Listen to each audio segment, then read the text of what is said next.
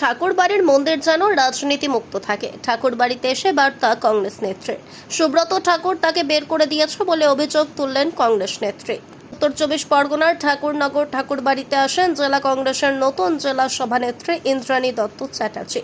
এদিন প্রথমে তিনি ঠাকুরবাড়ির মন্দিরে পুজো দেন। পরবর্তী ঠাকুরবাড়িতে শান্তনু এবং সুব্রত ঠাকুরের ধর্মীয় সার্টিফিকেট দেওয়ার ক্যাম্পে যান এবং সাধারণ মতুয়াদের সঙ্গে কথা বলেন।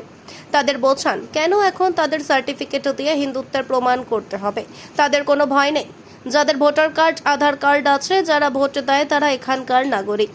সুব্রত ঠাকুরের বাড়ির সামনের ক্যাম্পে গিয়ে যখন তিনি ক্যাম্পে আসা মানুষের সঙ্গে কথা বলেন, তখন হঠাৎ করে সুব্রত ঠাকুর এসে সেখান থেকে তাকে চলে যেতে বলেন।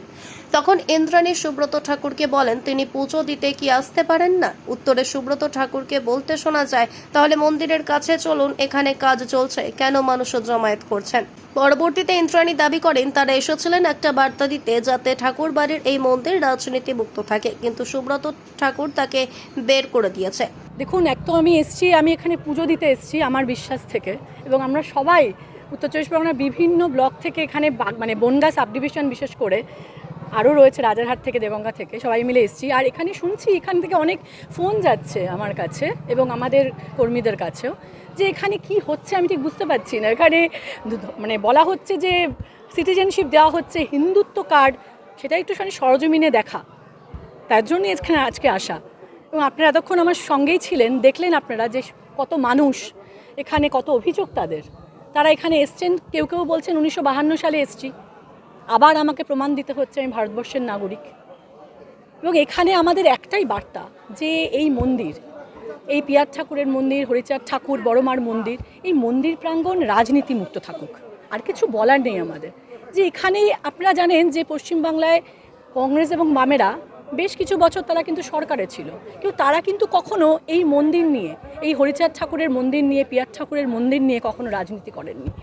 কিন্তু দেখুন, কখনো এই নাগরিকত্বের প্রশ্নে, কখনো বিজেপি, কখনো আবার তৃণমূল, এই ভোট পাওয়ার জন্যে, ভোটের অঙ্কে তারা এখানে রাজনীতির আঙিনায় নামিয়ে এসছে। তো আমাদের বলার একটাই, যে মন্দির প্রাঙ্গণ, যেটা আমাদের ধর্মের বিশ্বাস, হিন্দু ধর্মের বিশ্বাস, এখানে সবার বিশ্বাস। ভারতবর্ষ মানেই তো দেখুন হিন্দু, মুসলিম, শিখ, ইসাই, জৈন, খ্রিস্টান, আমরা সবাই, এবং আমার সঙ্গেও রয়েছেন প্রচুর মুসলিম ভাইরা এখানে। দেখুন, আমরা তো সৌজন্যের খাতিরে এসেছি। আমি এসেছি পুজো দিতে বিশেষ করে, সেখানে আমি দেখলেন তো আপনারা চিৎকার চেঁচামেচি হলো, দূর দূর করে তাড়িয়ে দেওয়া। কিন্তু আমার কারোর প্রতি আমাদের রাগ নেই, কারোর প্রতি কোনো কিছু বলার নেই, কোনো ব্যক্তি আক্রোশ নয়, কারোর প্রতি কোনো আক্রোশ নয়, শুধু এই মন্দির প্রাঙ্গণ রাজনীতি মুক্ত। ইন্দ্রাণী দত্ত চ্যাটার্জি উনি পূজা দিতে আসছেন, এ কথা শোনার পরে অবশ্যই বলবো যে মোস্ট ওয়েলকাম, একবার না হাজারোবার। কিন্তু ঠাকুরবাড়ি থেকে হিন্দুত্ব সার্টিফিকেট কেন দেওয়া হচ্ছে উনি মিডিয়াতে না বলে যদি আলোচনায় বসতেন, হয়তোবা সেটা একটা সুন্দর পথ বেরোতে পারত। উনি কি জানেন সমস্ত ভারতবর্ষে বাংলাদেশ থেকে আসা মুসলিম হিন্দু নামে এই পর্যন্ত কতগুলো ধরা পড়েছে? তারা প্রত্যেকে, কেউ চ্যাটার্জি টাইটেল, কেউ দত্ত টাইটেল, কেউ বিশ্বাস, কেউ সরকার। ওনাকে আগে জিজ্ঞেস করুন যে সম্পর্কে কি ওনার কোনো ধারণা আছে কি নেই। তারপরের কথা হচ্ছে ঠাকুরবাড়ি থেকে যে হিন্দুত্ব সার্টিফিকেট প্রদান করা হচ্ছে, আর এই সিএ তো ঠাকুরবাড়ি থেকেই শুরু হয়েছে।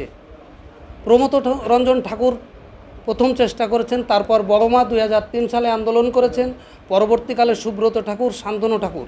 এবং শান্তনু ঠাকুর এমপি হওয়ার পূর্ব মুহূর্তে তার প্রতিজ্ঞা ছিল, তার কমিটমেন্ট ছিল যে আমি জিতে আসতে পারলে আমাদের মানুষের যে নাগরিকত্বের সমস্যা আছে, আমাদের পাসপোর্ট করতে গেলে 71 সালের আগের কাগজপত্র চাওয়া হয়, এবং সেক্ষেত্রে আমাদের যে ইনকোয়ারি, ডিআইবি ইনকোয়ারি, সেটা ক্যান্সেল হয়। এ পর্যন্ত কমসে কম আমরা যতটুকু খবর জানি 30 লক্ষের উপরে ক্যান্সেল হয়ে আছে। তাহলে তাদের কাছে আধার কার্ড আছে, ভোটার কার্ড আছে, রেশন কার্ড আছে, বৃদ্ধ ভাতার সার্টিফিকেট আছে, তারপরেও তাদের 71 সালের আগের কাগজপত্র চাওয়া হয়। তাহলে সেক্ষেত্রে সিএর প্রয়োজন আছে কি না সেটা কি ইন্দ্রাণী দত্ত চ্যাটার্জি জানেন? কখনো খবর নিয়েছেন? রাজনৈতিক রুটি শেখার মতো জায়গা অনেক আছে, কিন্তু মতুয়াদের কাছে নয়। মতুয়ারা রাষ্ট্র গঠন করতে জানে, সমাজ গঠন করতে জানে, তারা ধৈর্যশীল, কিন্তু সেই ধৈর্যের পরীক্ষা নিতে গেলে হিতে বিপরীতও ঘটতে পারে। এটা আমার ব্যক্তিগত মতামত। পাশাপাশি আরেকটা অভিযোগ তিনি করেছেন যে এই পাশে যখন সুব্রত ঠাকুরের বাড়ির সামনে যে ক্যাম্প চলছে সেখানে আসেন সুব্রত ঠাকুর লাগান সেখান থেকে বের করে দিয়েছেন ঠাকুর বাড়ি থেকে তাকে বের করে দেওয়া হয়েছে। না, সুব্রত ঠাকুর বের করে দিয়েছেন কথাটার দুটো ধারা থাকতে পারে। যেহেতু উনি পূজা দিতে আসছেন, সেক্ষেত্রে উনি সার্টিফিকেট দিতে যেখানে দিচ্ছে সেখানে গিয়ে তার তো খবর নেওয়ার প্রয়োজন না। তিনি পূজা দিতে আসছেন, পূজা দিয়ে বেরিয়ে যাবেন। সুব্রত ঠাকুর যতটুকু করেছেন আমার মনে হয় উনি ওনার জায়গা থেকে সঠিক করেছেন।